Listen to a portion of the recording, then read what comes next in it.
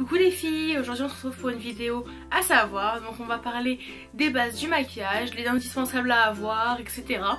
Donc j'espère que ça vous plaira, je vous mets la liste des produits en barre d'infos et je vous laisse avec la vidéo.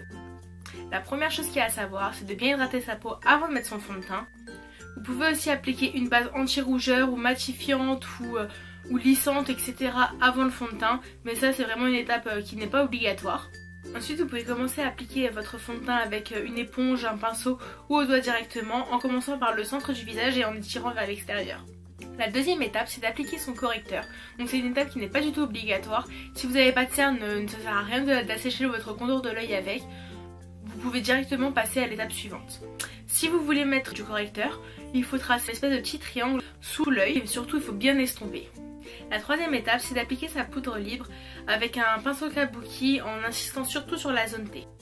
Vous pouvez ensuite appliquer votre blush, donc vous souriez devant votre miroir et vous allez appliquer avec un pinceau biseauté votre blush sur la partie bombée de votre joue. Et n'oubliez pas de remonter vers les tempes. Pour les yeux, vaut mieux commencer par une base, mais c'est pas obligatoire, mais c'est vraiment conseillé pour que votre maquillage tienne toute la journée et surtout pour faire ressortir les couleurs. Ensuite, vous commencez par appliquer le fard le plus clair sur tout l'ensemble de la paupière. Vous prenez un fard médium et vous l'appliquez sur la paupière mobile. Et vous prenez le fard le plus foncé pour l'appliquer en coin externe et sur le ras de cils inférieur et supérieur. Pour intensifier le regard, vous pouvez appliquer un trait de crayon sur le ras de cils supérieur.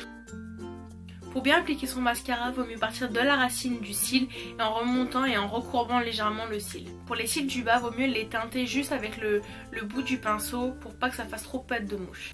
Ensuite, une étape qui n'est pas du tout obligatoire, c'est de maquiller ses sourcils. Donc si vous avez les sourcils clairsemés, il vaut mieux appliquer une poudre qui est de la même couleur que votre poil. Et si vous avez les sourcils trop fins, vous pouvez appliquer un crayon qui sera de la même couleur que votre poil aussi. Donc avant de mettre votre rouge à lèvres, il faut hydrater ses lèvres.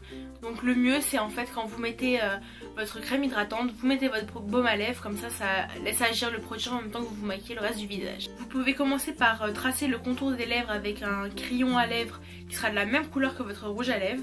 Et ensuite appliquer le rouge à lèvres. Et voilà les filles, cette vidéo est maintenant terminée, j'espère qu'elle vous a plu. Likez la vidéo si c'est le cas, n'hésitez pas à vous abonner pour avoir toutes les nouvelles vidéos et je vous dis à bientôt. Bisous!